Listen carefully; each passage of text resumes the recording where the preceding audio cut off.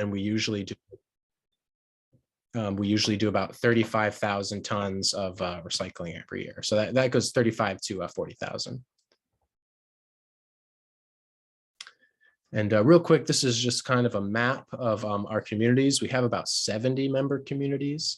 And this is basically our span here. Actually, Brunswick just recently signed on with Ecomaine, which we're really excited about. So this is going to be really relevant to a lot of Brunswick residents, a lot of this information, but this kind of is will contain stuff that will pertain to everybody. But this is kind of just a good snapshot. We have different member communities, and that basically means what they send us. We are a nonprofit, so certain towns each have a contract based on their hauling and their waste, and then there will be certain rebates given back to them based on their recycling and the amount of waste we receive.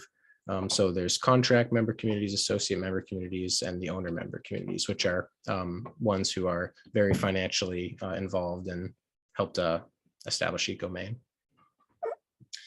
And so a big part that separates Ecomaine from a lot of facilities like us is that we strictly follow the waste hierarchy. And that was something that was designed by the EPA and the Maine DEP as basically our following our guiding principle for how we make our decisions. There was a legislation passed in Maine that only the state can own landfills, and then certain companies can operate them. But that gave the state a lot of ability to make sure we're responsibly doing landfilling, which I would say is, notably at the very last rung of that ladder. And this hierarchy means, we're really focusing on this step first in our decision making. So how do we reduce the amount of waste that's entering the stream first and foremost? How can we at Ecomaine be involved in that? How can we promote reuse, especially in the education department? This is a big part of what we are teaching other people to be using when they're thinking about their impact with their waste footprint. So reduce, reuse, recycle, and then compost. That's going to be, the bulk of what we talk about, but we'll talk about kind of everything and how we sort of move down those steps. And so first, obviously, we start with reduce. So that's kind of the first step, the biggest thing that we want to do. I try to think of it like this: when you have a bathtub that's overflowing, you don't really reach for the mop and start to mop up the water. You want to reach for the faucet and either really reduce that water so it's not, gushing out, or you want to shut the water off. And so that's how I like to think of our waste stream, is that faucet is kind of the production of a lot of various wastes and discarded resources. A lot of these are waste products, but they still have a lot of value. So I like to use the term discarded resources for some of them. But how do we reduce the production of that? And then once we stop that, then we can reach for the mop and handle kind of the overspill that's on the floor. And so that's kind of a good imagery that I like to think about when it comes to our reduction issue. And these are some of the very first sort of preliminary steps that we can do. One is to know the rules of your local recycling organization or facility. At Ecomaine, we kind of have three rules that we'd like to follow, and it's looking for that number 1 through 7 plastic, which is a resin code. The resin code just means it's that chemical composition of that certain plastic that they're using. And so at Ecomaine, we want 1 through 7. So that means that it's recyclable. Anything else we don't really want in there, mainly because it's just harder to sort out, or there might not be a market value for it. So that's the first rule, that 1 through 7. The second is it rigid plastic? So a lot of times plastic bags will maybe sometimes include that little recycle symbol because it's made of one of those 1 through 7 plastics. But unfortunately, it doesn't really get sorted in a single sort system or even a source separated. Like certain plastic bags are only recyclable when you put them in a special stream or a special program that recycles those specifically. At Ecomaine, they actually cause a lot of issues, and we'll see kind of a good video of that a little later on. I'm just gonna plug my computer in here. And so again, and then the is it rigid plastic? So no chip bags, anything that's flimsy and you can kind of crumple up, that's not going to be able to go through our sorting system. And it might not even be recyclable plastic, like chip bags aren't recyclable. That plastic isn't really usable. And then the third is it a container? So most of what we deal with our recyclables are food containers or packaging containers. And those are the three main rules. So 1 through 7, rigid plastic, and is it a container? And that's almost surely always going to be recyclable. Again, we want to use reusable items when we can. So when we don't need to be buying bottles of water, especially, you don't want to pay money for water, especially if you can access it for free via the tap somewhere. And so bring reusable water bottles, reusable coffee containers. I know with the pandemic, it kind of made things a little more challenging for sanitary issues. I know some businesses are back to using reusable, some aren't, but it's always good to keep an extra in a backpack or, in a vehicle if you can kind of carry them around. And the same goes with the utensils. So we at Ecomaine, give out these great reusable utensils sometimes when we go to events. But metal, silverware, and wooden utensils are a great alternative to just if you're going out to a restaurant and getting takeout. A lot of times they'll include it. There's not really a need if you bring your own. So that's a good way to get rid of single-use plastic, which is one of the biggest contributors to our waste problem is single use. So straws, spoons, it's one piece of it. It's not everything, but it can really add up. Again, those plastic bags, try to use reusable. I think these are things that a lot of us know already, but it's still good to reinforce them. And then cancel unnecessary junk mail. Actually, on the next slide, I have a couple of resources that can help you do that. And then again, just be selective of the brands that we buy from. I know that money is always tight, and we want to make sure that we can extend the value of our dollar. But one of the best ways to support recycling efforts locally and nationally is to buy from products when you can that use that post-consumer recycled material, which is stuff that's already been recycled and has sort of made that journey to be made into something else. If we're buying the products that are just using that new material, then we're not really supporting the systems we have in place. And so here's just a couple resources. This is actually, and I can, since this is recorded, hopefully you can go back and find some of these, or I can make these slides available. But this is a great website to go to that can give you steps to cancel your junk mail. Junk mail is a personal pet peeve of mine. It's just a waste of paper. A lot of it may use recycled content, but it's just being delivered to you, and most of us just kind of look at it once and then toss it right in the recycling. So it seems like kind of a waste of resources, in my opinion. So you can sort of get put onto a list to avoid junk mail being sent to you. And something that's gained traction recently is buy nothing groups, which there might even be one in your community. Certain social media platforms like Facebook, Instagram. These are basically just groups that people post things for free. And they're not even necessarily things that are like, oh, well, I'll have to pay to get rid of this, so someone come take it for free. There's definitely some of that, but a lot of it is just really good stuff that people who are more sustainably minded will just put online and say, hey, does anybody want this cool, item? One of my coworkers actually, follows these groups religiously. And she got a cast iron, or not even cast, it was a forged iron soup ladle that just somebody had no use for and didn't want to see it thrown away. They wanted to see it go to someone who, would appreciate it. And it ended up that she knew the guy who had ended up making it. So that's just kind of a cool story. But, these are great little ways to connect in the community and then make sure that a lot of this cool stuff just doesn't end up being junk, And then again, GoGo Refill, I hear that they're going to be doing a presentation at some point, I think, coming up, but they're a great resource as well. They're sort of a company in South Portland that really is committed to reusable packaging, refillable stuff. So you can bring a container to fill up soaps and certain products that you would normally have to buy, single-use disposable packaging for. They have, no plastic for certain items. They're really sort of about reducing plastic waste. And they have a really cool truck, and I have a slide that kind of talks about them more in detail, but they have a really cool truck that goes around that you can, goes to communities and they can fill it up. So just finding businesses like that in your community. And then this is kind of one of the cool there's two more R words that sort of fit in with the hierarchy. And one is repair, which is something that we have maybe stepped away from in recent years, but sort of repairing the items that we do have instead of just tossing them, and really investing in fixing them instead of, seeing something break a leg, and when you could repair it and keep using that item, instead you throw it out and replace it. There's no need to do that when we repair our items. And then refusing those single-use items, refusing plastic straws, refusing the spoons and forks, because one, it saves that company money, so it's good for them. They don't really want to be giving it out if we don't need it, and then it also prevents it from just going right into the waste stream.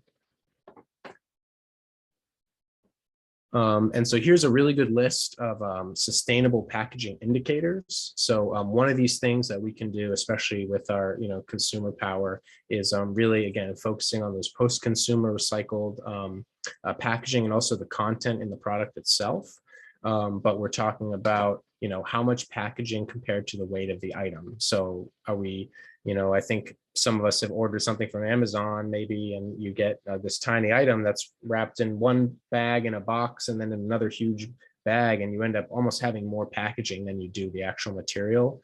And that's something that would really, let's really be conscious of that, just because, especially if you can find that item locally and support maybe like a local business. Again, money's tight.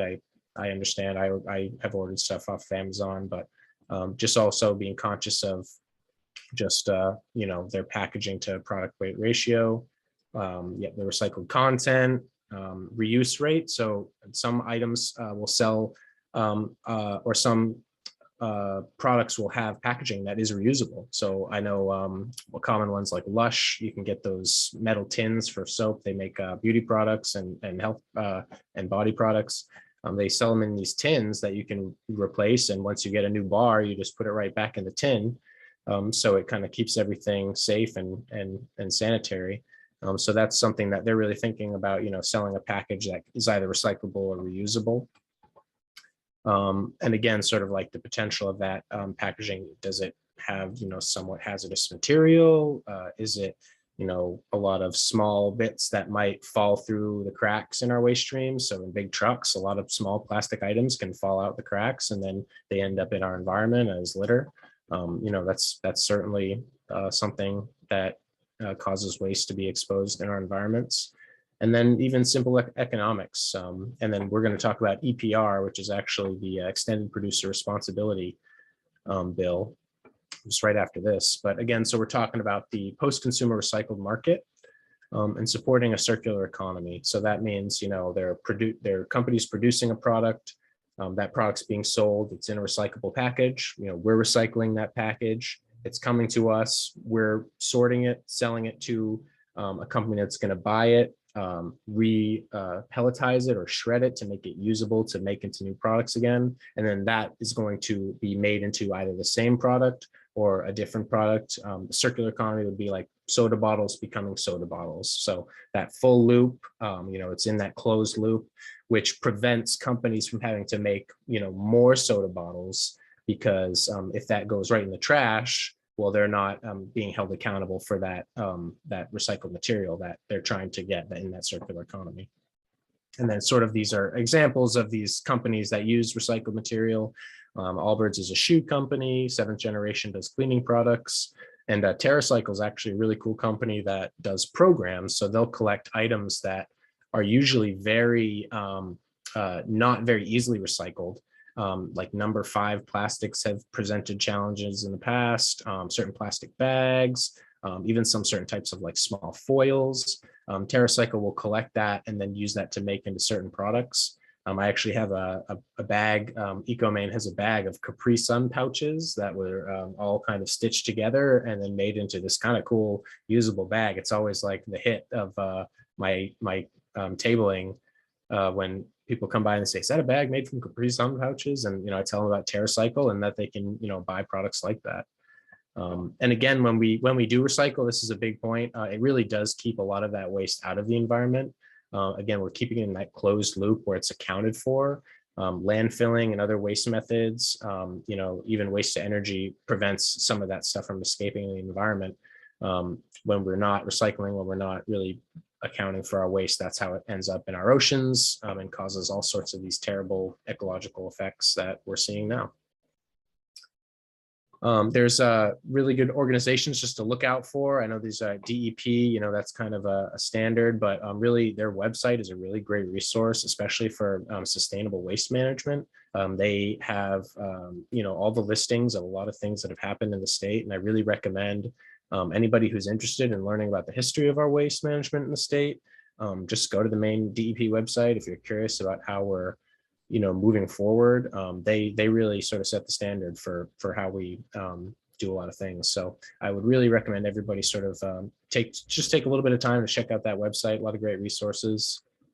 The Nature Conservancy, they're a national organization, but they deal with a lot of environmental efforts, a lot of mostly conserving land, water preservation, which sustainable waste management, when we do that, we're helping preserve the land, we're helping preserve the water, especially in Maine, where we have a lot of beautiful land to preserve. And then NRCM, National Resource Council Maine, as far as drafting legislation, they actually drafted the EPR legislation. My predecessor, whose job that I filled in for, is actually working there now. I hear that they're doing all sorts of great things. A lot of other states are looking to Maine. I actually just met with a representative from California who they're working on an EPR legislation bill, which is that extended producer responsibility, which I'll talk about just in a second here. But Maine has kind of always been a leader in sustainable waste management. So we're really excited about that recent passing, as well as just all the work that they do. And those are just some groups to really sort of keep an eye out for, and great resources. And so sort of going into that EPR, it's extended producer responsibility. And this is pretty much the perfect snapshot of how it works. Basically, these producers who generate products with packaging, they pay a tax for the amount of packaging, how recyclable that packaging is. So if they're producing a lot of plastic, not recyclable, they're going to have a high tax imposed on those products. So it's a financial incentive for these companies to really, start investing in more sustainable packaging. Some people say, well, aren't they just going to pass it off to the consumer? And while that might be the case, I just think that there's just more financial incentive, and they're being held more accountable than they ever have been. And this money that is taxed will go into a pool that is then redistributed to the communities in Maine that will help them increase their recycling efforts, increase their composting, basically just increase all decisions that they can make relating to that waste hierarchy. So really, really good. Again, other states are really going to be looking to our draft of this. So, definitely some Mainer pride there. And that's going to be a big way in reducing a lot of unnecessary packaging, unnecessary materials. So they can invest in all these things, education, and some more sort of, and GoGo Refill, I think, is going to mention this in their presentation, but because they actually partner with both of these efforts. That's kind of something that is done with them in partnership, is the Saltwater Classroom, which does a lot of just environmental and ecological sort of workshops. They do beach cleanups. A lot of it's focused on oceans, and they sort of established the rubbish community trash cleanups. And Ecomaine is kind of trying to get more involved in this as because they've been around for a couple of years, but they go and really just do the actual work of taking the trash out of the environment, which is really good. So I encourage everybody to sort of look to these organizations, get involved, and maybe even establish some in your own community. I know that's, it sounds a little daunting, but all it takes is an afternoon to take a nice stroll and pick up some waste, because I know there's a lot of it out there. So that was all about reduce. That was quite a bit, but now we're kind of into reuse. So that's sort of in that reduction of single-use plastics. Reuse is going to be, again, sort of the death of that single use. So like reusable straws, metal straws, glass straws, reusable containers. If you look at a lot of the bulk of our waste, it's single-use disposable items. Even still with recycling, we see a lot of coffee cups. We see a lot of stuff that is kind of just unnecessary. We don't need it. It's just kind of a convenience thing. And convenience is something that is definitely is a factor that we want to have, but it, can cause a lot of problems. And sort of one of those great parts of reuse is upcycling. And I think these are just some of my favorite examples that I found doing some research online. This is my personal favorite because, you know, when you have an old coffee maker, what do you do with it? It's something that you might get a new one or replace it. And I think this is just kind of a cute, like quirky way to do it instead of going out and buying another, you know, pot specifically designed for a succulent or a terrarium. You can just kind of reuse what you have. And I don't know, it's kind of a cool conversation piece. And you can kind of say, yeah, you know, I reused this instead of putting it in the trash where, you know, it might have been, it ended up in the landfill, because that's not going to be recyclable in the long run because of the multi-materials. And this, you know, this is an ottoman, so just like an old suitcase. And it's just a great opportunity to use your creativity and get crafty. I think it's really cool to just find new uses for things and, you know, kind of show off your creative muscle there. And this is another cool one, keys used as a key rack or a key ring rack. You know, I think that's just kind of poetic there. And then, you know, this is kind of a cute thing with boots and gardening. These are just kind of some basic ideas of how to get creative. And then here we have, again, sort of talking about go-go refill. Here's a good example. You know, you take a container, they have some that you can reuse. So you buy it, you take it and specifically use it, you bring it back after you rinse it out, or you can bring in your own container. They'll weigh it out and, you know, they'll tear the weight out, and then you have just the weight of the product that you pay for. And so this is a really great, I wish that there were more stores like this in every community, just because, again, I see all our waste. A lot of it is just these single-use products, even our recycling, which, you know, we want to recycle, but we still want to reduce that waste, right? So even if it's recyclable waste, you know, we want to reduce it. And if we can reduce it the best we can, I mean, you know, we'll be eliminating a lot of pollution. And this is just kind of their mission statement, you know, getting rid of certain types of plastics, refilling, and they have that cool vehicle that actually will drive around, and they have a bunch of pumps in the back, which, again, you can just check out their website. It's a great resource. And so finally, we're kind of talking about recycling. So we've really taken those steps, those tangible actions that we can do. And now we can, once we reach recycling, this is what we do when we finally get it to Ecomaine. Sorry about the noise there. But I'll just say it's pretty loud, so I'll just explain and then play it. When all the single sort recycling comes to our facility, it's dumped in by this truck here. And it's all mixed together, all commingled. And then our operators will do a quick assessment just to make sure that there's nothing too dangerous, nothing really that's going to be, you know, causing explosions or harm. You know, we've gotten propane tanks, not recyclable. Please keep those out. Lithium ion batteries that actually caused a fire at our facility last year. Luckily, we were able to contain it. We established a special water hose because of it, but just really paying attention to proper recycling, because it can be unsafe for our workers first and foremost. We don't want anyone getting hurt, you know, sorting this stuff, but also just for our facility and for everybody's sort of overall health. So I'll play this, and they're just doing a quick visual assessment of all this stuff mixed together.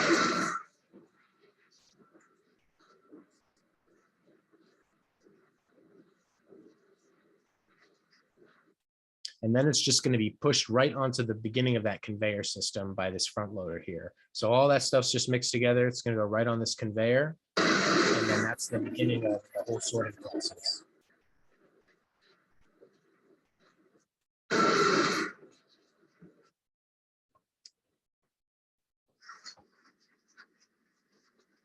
And so this is a snapshot of, we have these things called rubber stars, and they're basically rubber stars that are all set up in rows on metal poles, and they go up an incline and they spin really, really fast. And that floats the material, specifically cardboard. The size of the stars will actually help determine what can be sorted. So we use smaller stars to sort the paper because that works better, but the larger stars work to float that cardboard over. And then there's spacing in between each star where the metal, the glass, and plastic will all fall through onto a separate conveyor that takes it to its location. So just kind of go through here. This is sort of all that mixed material. And so they're the cardboard stars. And as we see, I'll mention this a little bit more. These are what we call tanglers, which are plastic bags, cords, stuff that doesn't belong in the recycling. This can be a symptom of wish cycling, which is something that was mentioned as a topic of this presentation. And wish cycling is essentially when you don't know if it's quite recyclable or not, but you don't want to throw it in the trash and have it potentially end up in the landfill. So you throw it in the recycling, but what that actually does is it might inhibit the efficiency of our sorting. So when the plastic bags get caught, it prevents items like this and metal and glass to fall through these gaps and then be sorted properly. So we get certain plastics or maybe other items that shouldn't be in the cardboard with the cardboard. So that's one of the biggest things that we can do is keep anything like clothing, stretchy plastic, just out of the recycling. So these are all sort of tumbling about. See how that cardboard is just kind of shooting right up, and if you notice, you can see some of the other stuff fall through. Maybe, yep, so it's going over that divider. Kind of fast forward here. And so after that, this is the paper line. So see how it's actually a little more chaotic, but we have a little smaller stars. And then those are going to help float that paper. And then you can even see some of the plastic and the aluminum sort of kick back and fall, where we'll go down that incline and into its again, it's separate.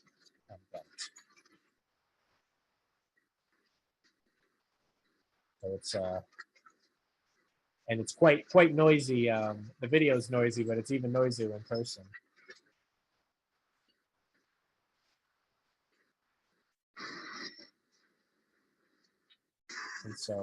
And so here's actually the perfect example.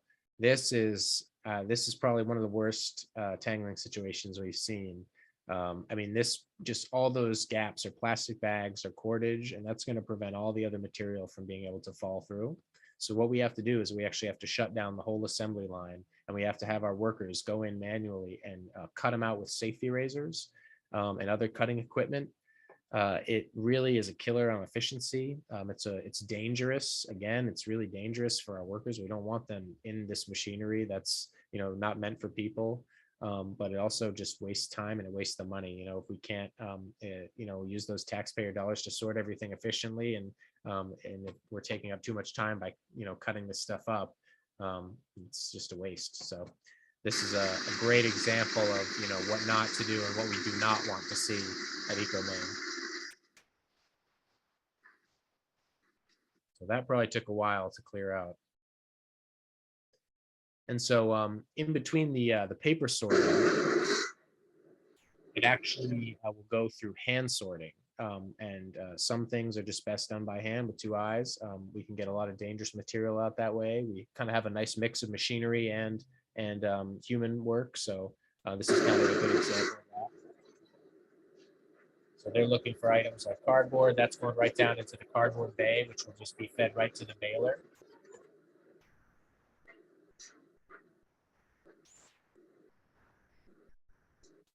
So a mix of materials. We usually have about 15 to 30 operators at any time, doing various things around operating equipment, working the sorting line.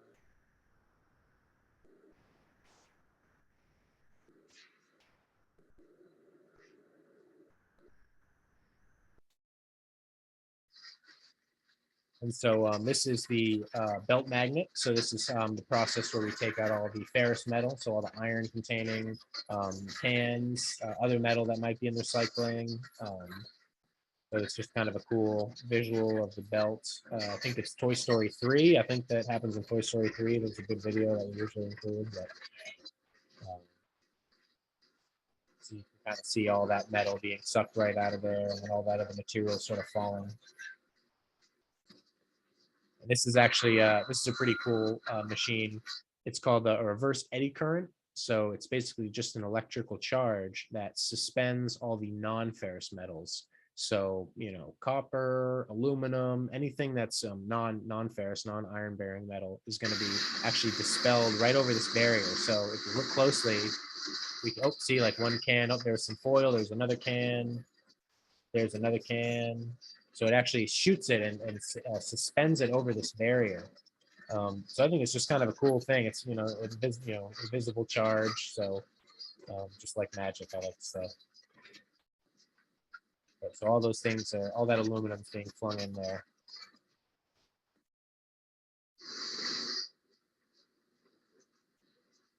And this is, I believe this is our plastic, our optical sorter. So it's a really cool machine. This is a $400,000 piece of equipment. But if you notice, you hear those kind of hissing sounds. And I'll stop talking over here.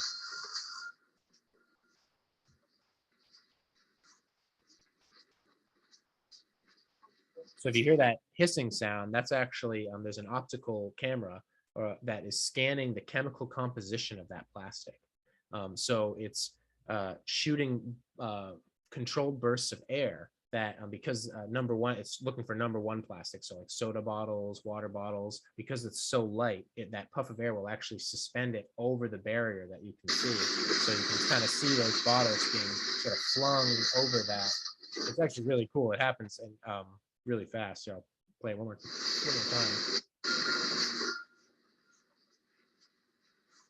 Kind of see the berry containers. There's a lot of supermarket berry containers. That's number one plastic, so we get those in those bales.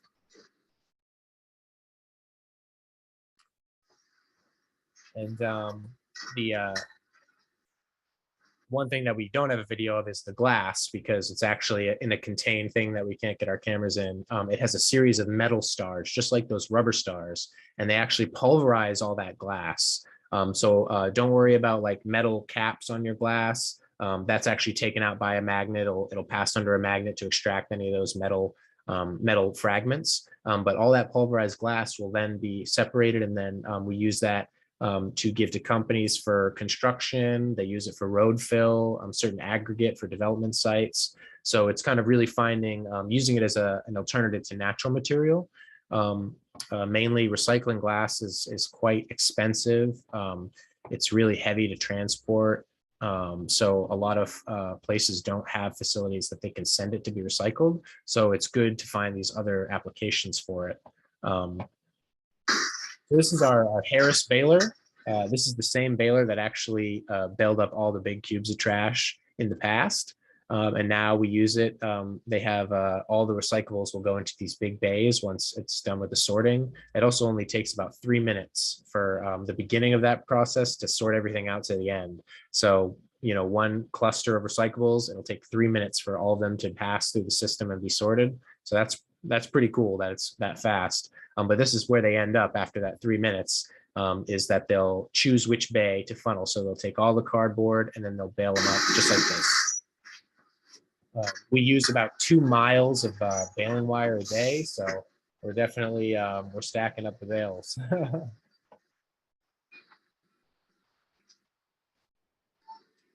And so, and then what this operator is going to do right now is he's going to do a quick visual assessment.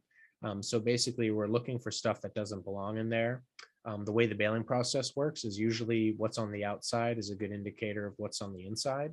So if there's a lot of contamination on the outside, like plastic bags and stuff that shouldn't be in there, it might mean that the bale itself is a little bit contaminated.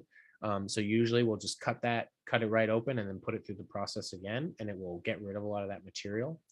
But he's doing a quick visual assessment to see if he can cut any of that out. If there's just a couple plastic bags on the exterior, then that's usually a good sign that things are mostly clean. He can just remove those. And then when they're sent off, it'll just have that less amount of contamination.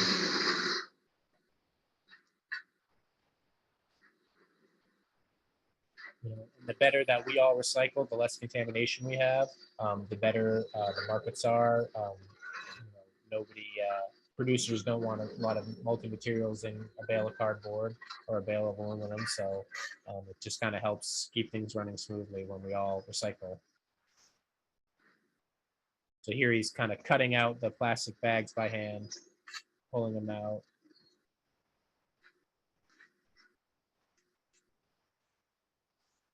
But see, for the most part, I mean, he's got those two, but it was pretty clean. There's only those two. And then this is what we do is we load them up right onto a tractor trailer. And a lot of people are familiar with China sort of stopping their acceptance of a lot of waste. That was called the National Sword Policy. Thankfully, Ecomaine was not affected that much, mainly, excuse me, mainly because we don't really sell, we never really sold a lot of our recyclables to China. We keep them mostly, I would say local, because some of these markets aren't just right next door. So we send a lot of our cardboard to Wisconsin, New York, Quebec. We send a lot of steel still to Pennsylvania, Connecticut, plastics to Connecticut, certain areas that there is a market for this stuff. And so we're always making sure that it is actually ending up in a place where it's going to be reused and not just, in a landfill or travel all this distance to not be used properly. And so this is a great sort of example of all the different products that we can make from recycled goods and that are made from recycled goods. So HDPE, high density polyethylene. So that's that #2 plastic, which is pretty common in milk jugs, laundry detergent bottles. Those are all used for applications like this. Plastic lumber at Ecomaine, we sell a lot of it to Trex, which is a company that uses it for decking and all sorts of stuff, play sets. And I believe in South Portland, there was a play set made with milk jugs. And then again, that circular economy, sort of making new bottles. So it's already good plastic that was used. We can use it again for the same purpose. And then, all this fun stuff. I was actually just working as tabling at the Sea Dogs today, and their stadium seating is part recycled plastic as well. So that's really cool. And then again, all these different examples and stuff that you wouldn't even think about. So like kitty litter and sheetrock for newspaper. I mean, we all think about paper, but even countertops. So using it as carbon in certain countertops.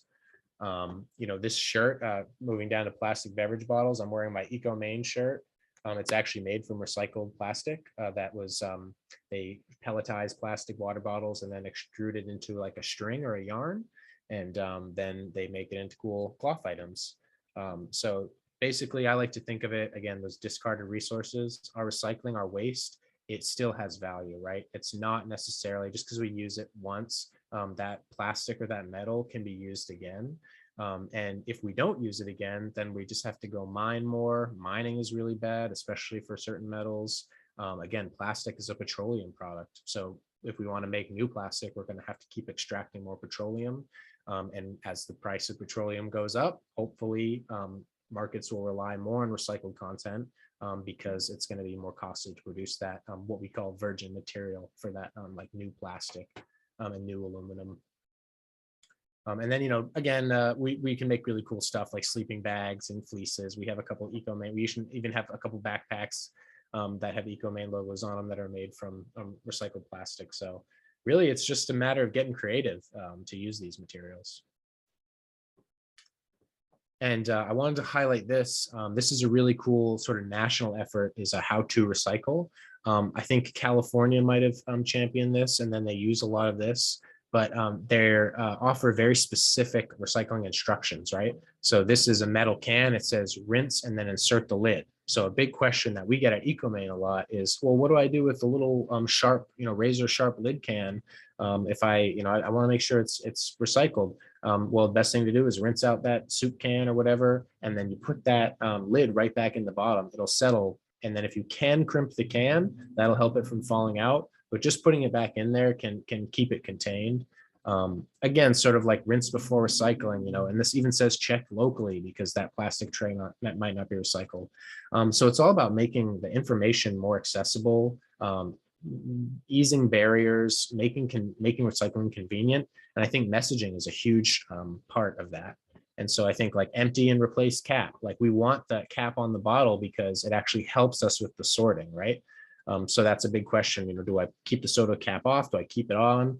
Yeah, just keep it on and make sure there's no liquids in the container. So again, just those really clear messaging, and hopefully Maine, we sell a couple products and I've noticed in Maine with this stuff on it, but hopefully that can be more nationally pushed to be a requirement.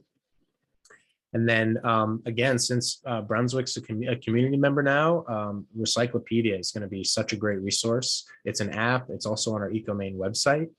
If you are curious about, I'm not sure if this is recyclable or not, feel free to just go on and just type it in, and it usually gives you the answer that would be, what I would say to you if you were to call Ecomaine and say, oh, it can be recycled, or oh, take that to a donation center, or oh, maybe this has to be recycled through this special program. I'll send you the link. This kind of has all that information right there. So that's a really good tool, Ecomaine Recyclopedia. So now we've kind of gone through all that stuff, and we're kind of at the end of this kind of presentation with compost. We still have a couple more slides to go. I'm just going to do a time check real quick. Yep. All right. We're great. We're great on time. So what happens when we throw food in the trash? So specifically for Ecomaine, we have our waste to energy facility. And that food and fire, they don't really mix. Food is a lot of water content. It's a lot of fiber that really doesn't burn well. And so there's sort of those two options, right? If we're not composting. So if we don't compost, this is kind of what can happen to our food waste. One, it can be combusted in the waste energy process. Again, food is mostly water. A lot of our food it doesn't burn well. It reduces the efficiency of our fires, which is not good. It's not good for our electrical production. We actually generate electricity. I should have mentioned that earlier, but we produce enough power for all three of our facilities. We have enough power to supply to 15 to 17,000 homes. So we actually put that right back into the grid. So we are generating electricity for a good, portion of the Portland community. So, it's definitely sort of those trade-offs of reducing the size of the waste and generating the electricity sort of through that combustion process.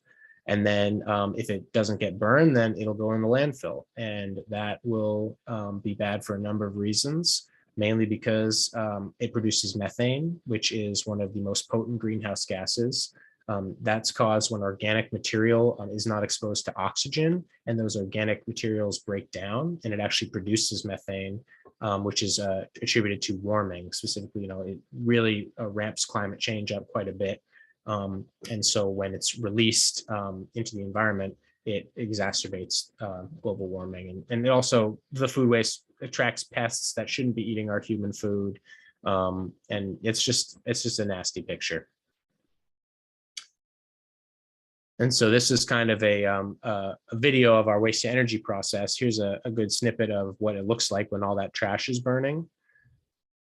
And then this is actually a claw load of the waste that comes into our waste to energy facility. Now, a lot of that it's mostly, I'm seeing some wood and, some materials that should be recycled, some, some cardboard and paper, maybe some metal and plastic.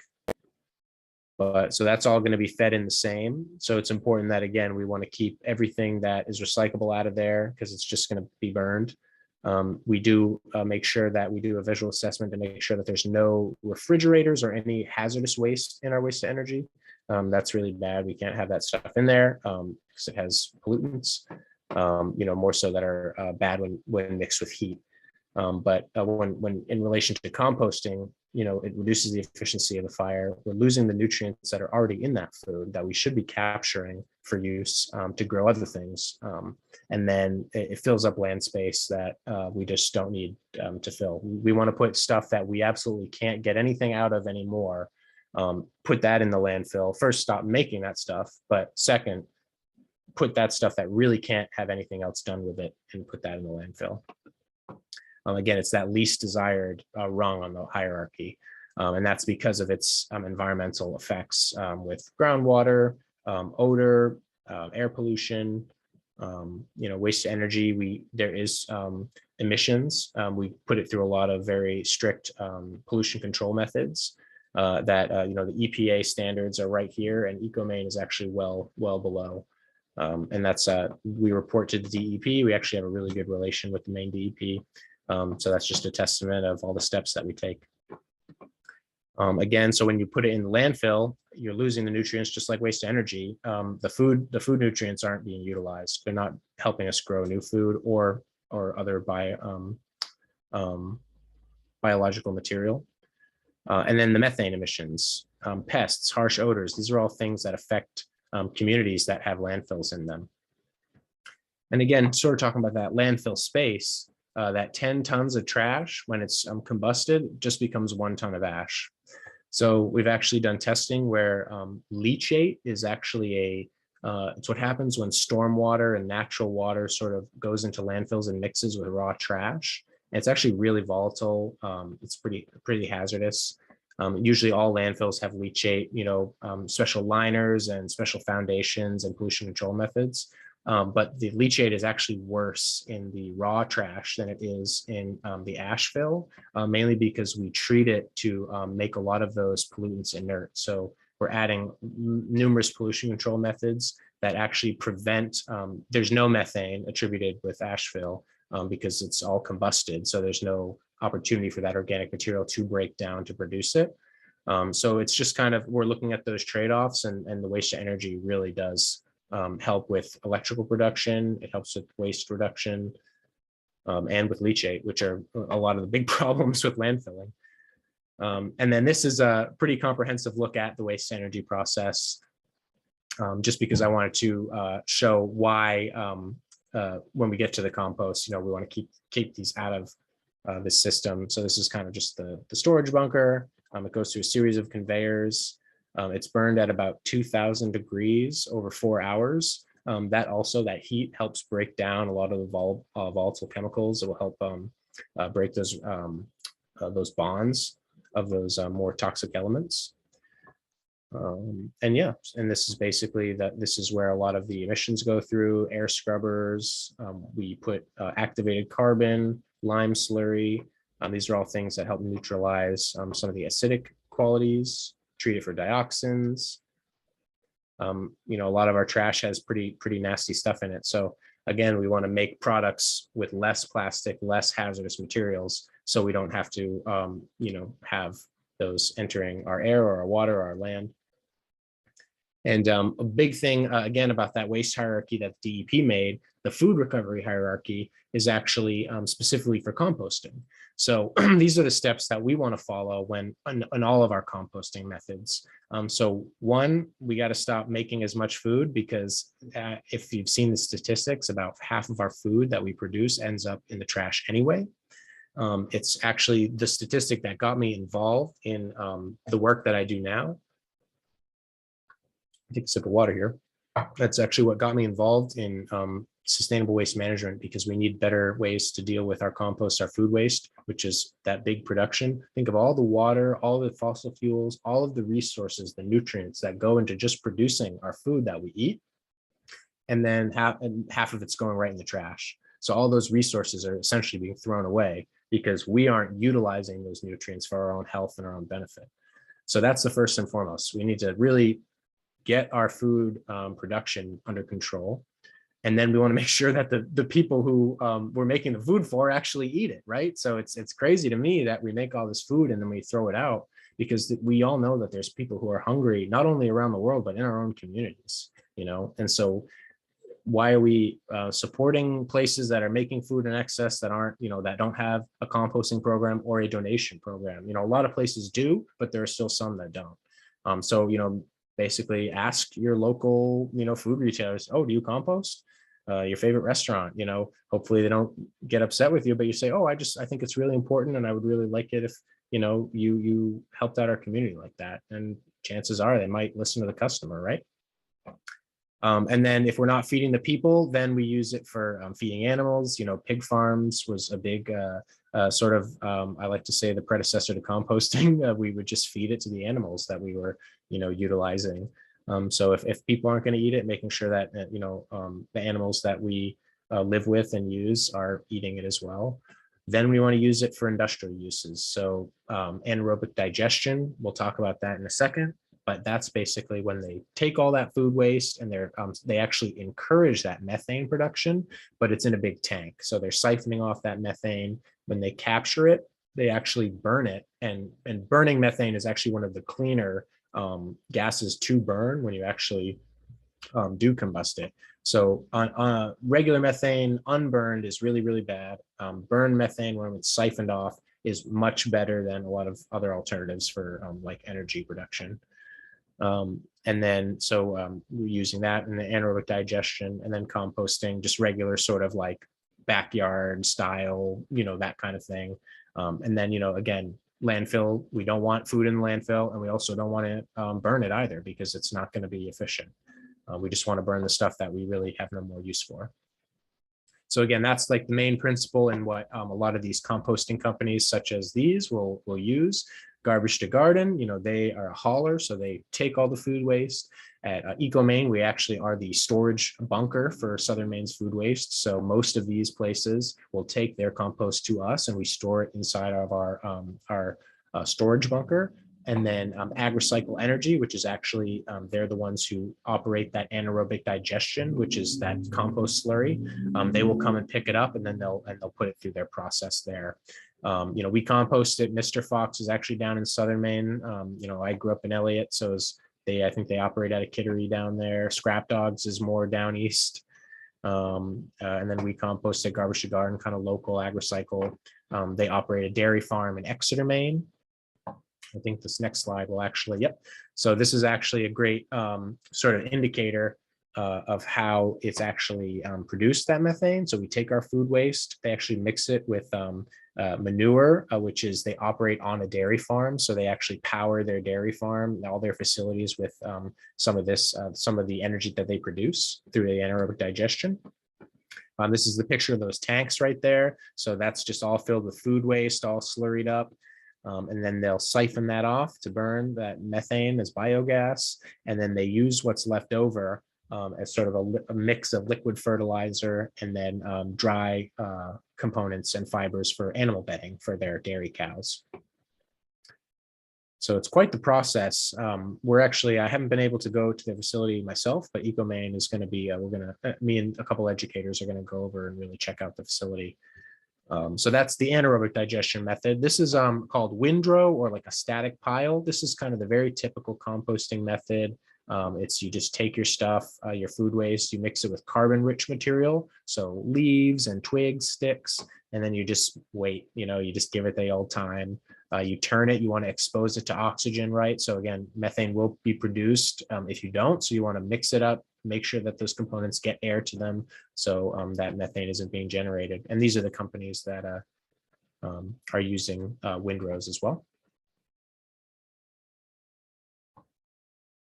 And this is a good example of what a static pile looks like. These are windrows, and so basically they'll have these rows that they turn based on a time system. So they'll start with the oldest one, they'll turn that, and then they'll go down the line. And then sort of the home composting. This is kind of an example of a turner. So it's, you basically toss all your food waste in there, you turn it to expose it to that oxygen, and then that's going to help initiate the safe breakdown of that food waste. This is another one. My good buddy has one of these. As long as you can keep the pests out, that's kind of usually the hassle with them. And then there's vermicomposting, which is just using worms to sort of help initiate the breakdown of that material. So yeah, those are all kind of more tangible at home composting methods that you can do. And this is a big one that we get a lot of questions about. And I personally, having spoken with a lot of these composting companies, I would try to stay away from compostable plastics, mainly because they don't actually really break down in these processes very well. We've talked with AgriCycle, we talked with Garbage to Garden. This was one that was taken out of a windrow that was probably had been cycled through for a couple of seasons, and I mean it was absolutely not broken down at all. It acts too much just like normal plastic, and then a lot of times people will mistake them as plastic, and then they recycle them, or utensils aren't recyclable, but they might throw them in recycling, or they'll throw them in the trash. Where those resources aren't being utilized. So they try to make it so it can be biodegradable, but I don't think that we should be using resources that could be used for food or for other natural endeavors to be making a single-use item that we really don't need, especially if it's just going to end up in the same areas. If it ends up in the landfill, that's not going to break down. It will if you expose it to these conditions that will initiate it breaking down, but so just be aware of those biodegradable plastics. They're really not as cool as they try to market themselves in that regard. And this is kind of a really good snapshot of Maine landfills. This is what most of it looks like. So really only this 40% here is stuff that is actually landfillable. And even then, it's probably a lot of it could be reused or repurposed. Most of it's organic waste. This is why we really need to be making composting a priority in our communities. It can be expensive. There can be barriers, space, time, money. So it's understandable if people can't access that, but anyone who is able to access it, I would really recommend starting to compost or collecting your food waste and finding food waste drop-off locations. Ecomaine, again, we have a ton of locator tools on recyclables for electronic waste, food waste. So really, check out our website a little more in that regard, because they're really, really comprehensive and really easy. And then, yeah, just the snapshot of, we've kind of all mentioned that stuff, but this is really a good indicator of how much we throw away that really doesn't need to end up in those areas. And that's all I have for you. Sorry, it's so dark here. Sun went down. Great. But yeah, I can. So, Nathan, so let's get to the, well, I just wanted to highlight the fact also that Brunswick, I think you mentioned this, but Brunswick, the town council did just sign a contract with Ecomaine, which is great. So a lot of folks in the region will be turning to your website, hopefully, for all this guidance. So I'm just going to jump into the questions, and folks, if you have questions, put them in the chat and I'll direct them to Nate. So there are a couple of questions about Hannaford's plastic bag recycling program, and wondering whether the recycling that they're doing of plastic bags, are those actually being recycled? Do you know anything about that? Yeah, so and there's actually in Maine, there's legislation that says that if a retailer like a supermarket actually sells items with stretch plastic. I used to work at Whole Foods. So actually, all the pallets come in big stretch. They're wrapped in stretch plastic to secure them. So they actually will recycle them. They're legally required to take your stretch plastic if they sell it. So definitely store your stretch plastic to bring to these like Hannaford's, Shaw's, any sort of retailer. And the reason is they will actually make sure that it is recycled into, they make products like that artificial lumber. They make stuff like that with the plastic bags. They make like park benches out of the plastic bags. So they'll make sure that they're going to a program that will recycle them.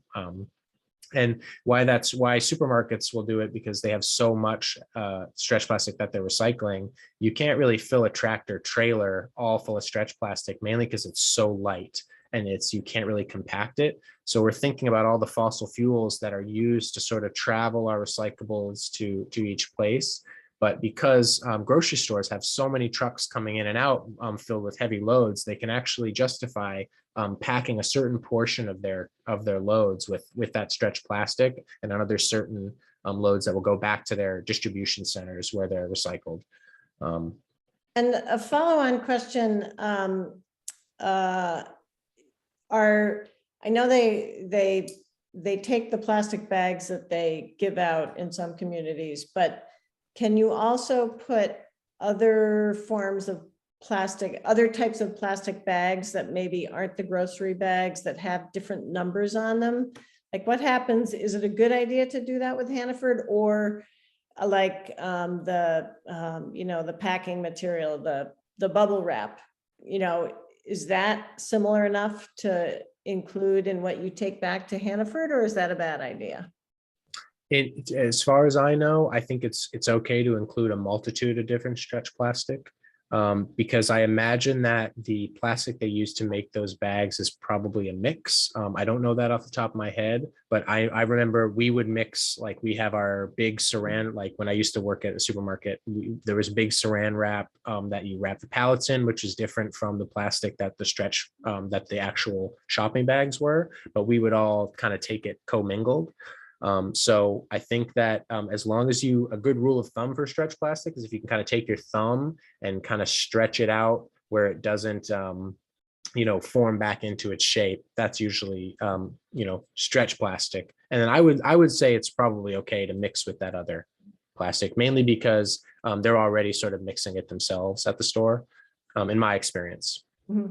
What about the bags? You know how they're now starting, a lot of shippers are starting to use, instead of cardboard boxes, those sort of stiffer bags. Are those considered stretch plastic? Yes. So Like and a lot clothing and stuff? like I know, yeah, like the more durable plastic Yeah. that's like, yeah, so that is stretch plastic, and a lot of times they might throw that recycled symbol on it because it might be made from one of those, that resin code, so like the number 5 or number 4. But if it I know one thing I don't like is like Shaw's has those more durable white plastic bags that say, recycle on them with the symbol, but they're not, because they won't be put through our machinery. You saw what happens to the bags, in the sorting stars. So it's really, I think, there needs to be more national legislation to make sure that companies can't slap a recycled symbol on a product that was made from recycled material, because it might indicate that, oh, it's recyclable, but it's actually not. Okay. Yeah. Um, and just a note, that GoGo Refills has I think they take their truck to the farmer's market, BTLT's farmer's market at Crystal Spring on Saturdays. So you can check out GoGo Refills on Saturdays from, I think it's 9 to 12:30. And someone notes that you can ask Amazon to get all your orders together on, I think it's called Amazon Day. And so they'll aggregate your orders over the course of a week or so, and you'll get them all together, which saves on packaging, which is a great suggestion. Here's a question. I don't know if you'll know the answer to this, but why is the town of Topsham currently only taking number 2, number 5, and number 1 plastics? So that's mainly an economic thing. So certain recyclables will have different market values. Right now, we're actually seeing an influx in all of them, again, because the price of gas goes up and then the price of plastic production goes up. So, and then for other materials too, that just the extraction of other materials, wood, metal, if the price of gas goes up, kind of everything goes up. And a lot of towns, and the pandemic was a good example of this for towns who are really sort of like putting their priorities in perspective and sort of reshifting on how they do things. And mainly they're selling plastics that they probably have a secure market for. Again, Ecomaine, we kind of have the network where we can find homes for all these recyclables, but individual towns might have a harder time with that. It's kind of one of the reasons, one of the benefits, I guess, for certain communities being with Ecomaine. But they're mainly only taking number 2 because it's very valuable, and they can sort it out cleanly and then sell it pretty easily. Other materials like number 3 through 7. So it sounds like they're taking number 1, number 2, and the number 5 has actually gone up in value too. But usually number 3 through 7 is less desired because it's multicolored. The material has a greater variety in its consistency and its thickness. Where number 1 with soda bottles and water bottles, you kind of get a pretty uniform, and the berry containers, they're all relatively thin, they're all clear. So like those sort of things play into the valuability, or I'm sorry, the value and marketability of the materials. So Topsham is not an Ecomaine town. Off the top of my head, I don't know. I mean, I would Again, assume that if they were, they would be taking more plastics. if they were, then they would definitely be hopefully doing single sort with our Ecomaine. So even if towns who don't have curbside and have like a transfer station, some of them have compactors where you just put all your single sort. All the single sorts compacted and then picked up by a truck that takes it to Ecomaine to be sorted. So that certainly it's not necessarily always done by like a curbside pickup. But yeah, it's mainly an economic thing. It might be more cost beneficial for that town to just do that. But again, Ecomaine, we're kind of we deal with greater volumes of waste, which sort of justifies the single sort, which is a higher price to operate. Yeah. Okay. And back to the plastic bags, does it matter if plastic bags have print on them? Print as in just like any sort of text or any like other sort of code. Yeah, no, that should be fine. Yep. Okay. Yep. And a note, someone says that the Topsham landfill allows food compost, which you can pour into yard waste. Not sure how regulated this is, but I love it. So I assume that means that Topsham collects yard waste, and that if they're collecting yard waste, you can add your food compost to it. I'm assuming that's what that means. If they do specify just yard waste, then I would probably not put, if it's not specified that it's okay. If they say it's okay, usually compost is just generally a mix of yard waste and food waste. But depending on how it's stored, you probably want to keep them separate, just because of pests. And then also, again, like maybe potential methane buildup, if you have large enough quantities. But it's good to, again, in that backyard composting, it's just a pile of sticks and food waste. But for the transfer stations purposes, if they say it's okay, it's fine. But unless they specify that it's okay to put food waste into the yard waste, I would double check with them before putting that in there. Okay. And I heard from someone that plastic can only be, and this is, I think, your last question. Oh, Sure. someone, oh, no one just popped up. You can come. Someone said that, told me that plastic can really only be recycled once, that virgin plastic is different. And is that true? I mean, as more bottles, like let's say laundry detergent bottle, it starts as virgin plastic, it gets recycled once. Can it then be recycled again, or do its characteristics or its qualities deteriorate over time? And if so, how is that distinguished? So that you can recycle products probably only a certain number of times. I think it's definitely more than one time. It depends on how much of the products, like, again, a lot of products are mixed with post-consumer material. So unless it's something that usually companies, if they're 100% recycled material, they'll definitely tell you in order to gain the, greenwashing or whatever you want to call it, which is great. If they want to advertise that they're using recycled material, like, absolutely. But usually they'll tell you. And a mixture of, like, let's say 25 to 40% post-consumer material will be mixed with that virgin material. So the more you recycle things, the more it goes through the process, the more it's introduced into sort of, I guess, more elements, for lack of like weathering process, and being exposed to the elements in that way will kind of degrade the quality. But like they'll, like, single-use items like forks and knives, those are usually items that are made from plastic that's been recycled a number of times. So that's another reason why those, other than them being too small for our machinery, the actual plastic itself is being made from plastic that's already been used a couple times. So it's already sort of a lower quality. The integrity is not as strong. So there is, but like items like aluminum, that's not really an issue, because aluminum can just be recycled. The quality doesn't degrade. Plastics, yes. Paper products, maybe, as more stuff gets mixed in, but it's definitely more than once. I mean, again, it depends on the product and the material that's being used, but. Well, that explains why the plastic tines on forks always break. A couple more questions. What about paper labels on plastic bags? For example, a package that arrives in a plastic mailing bag that has a shipping label. Should you cut off the label, or can you give that to Hannaford without cutting out the paper label? I think it's probably okay, as long as it's not, an excessive amount of paper on it. It's like I always think about that little junk mail with the plastic envelopes. Like, you get a paper envelope that has that little clear plastic window on it. And my roommate actually would rip off the plastic every time. And actually it's okay to leave that on, because in the pulping process, that actually will get separated. They basically shred everything up. It goes through a cleaning sort of a solution. And then I believe that they float that material. So like bits like metal from staples and cardboard, or bits of heavier plastic that might be like the Tetra Packs, like little spouts on like the soup boxes and whatnot, those will actually be separated in that pulping process.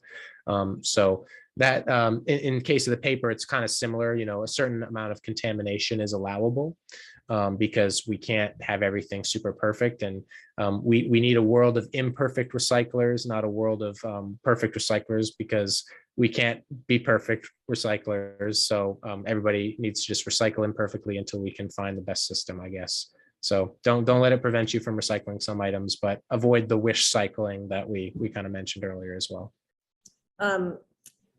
Someone's asking, can a community such as a retirement community sign on to Ecomaine, even if the town that it's in is not part of Ecomaine? So do you deal with individual institutions or large sort of, large groups of houses, such as retirement communities?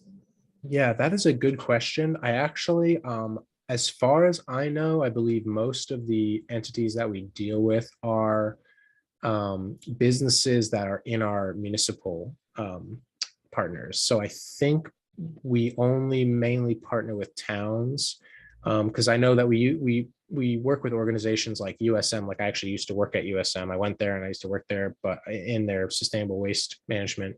And like they sent their stuff to Ecomaine, but they're also Portland's an Ecomaine community. Same with like Maine Beer Company. We work with them, but Freeport is also an Ecomaine community. So that I actually can get back to you on. I can maybe send that information to you, Carolyn, Okay. because Michelle Radley's our business development person, and she would have that answer. Two more questions. One about what do you do with sparkly Christmas wrapping and Christmas cards? And what do you do with aseptic containers? Should we avoid aseptic containers, or are those recyclable? So as far as the wrapping paper goes, I know that Christmas cards should be totally recyclable. I would check the wrapping paper because a lot of it can be plastic, because it's like that shiny, it almost like they make a lot of plastic that looks like foil.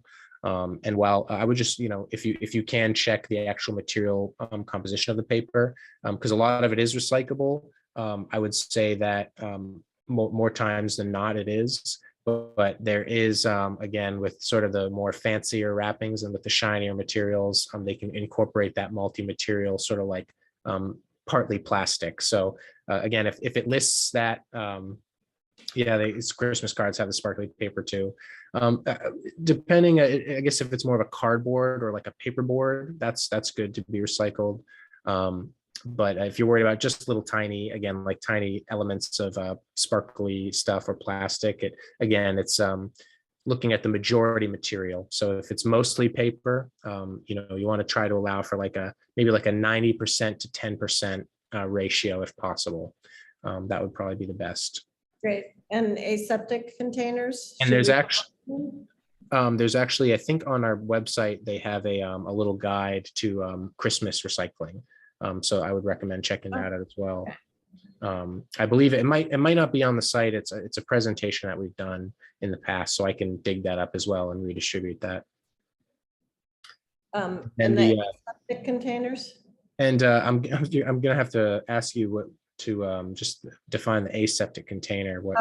It's like the juice boxes that have it's sort of cardboard on the outside, but there's a food grade liquid proof liner on the inside.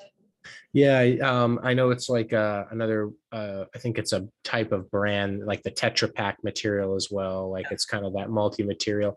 So actually, yes, those are recyclable. If they're actually, it's usually like a wax coating.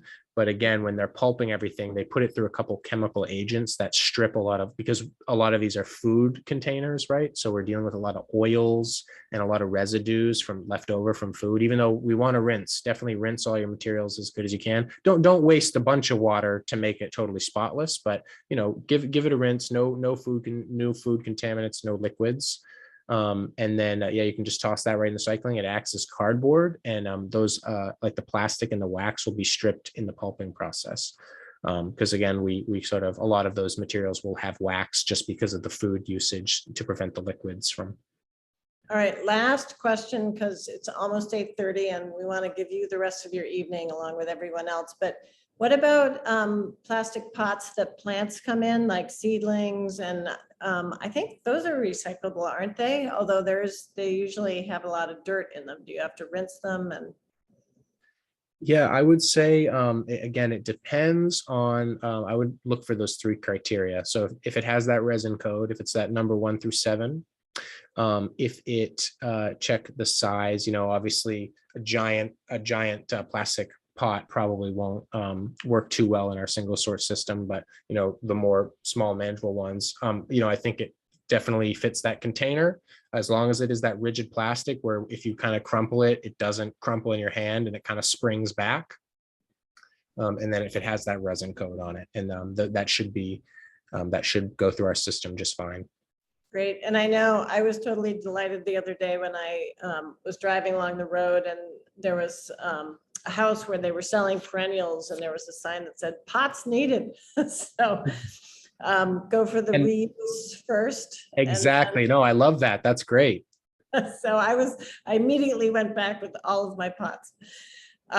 So anyway, thanks so much, Nate. This has been incredibly useful, and I will be sending out a follow-up link tomorrow or the day after with a link to a sort of summary of highlights and links to the resources that Nate has referred to, and a link to the recording. So this has been really useful, and huge thanks to you, Nate, for this great information. So thanks everybody for showing up, and have a great rest of the night. Thank you, everyone. I appreciate your time, and thank you for all the work you do. Great. Take care.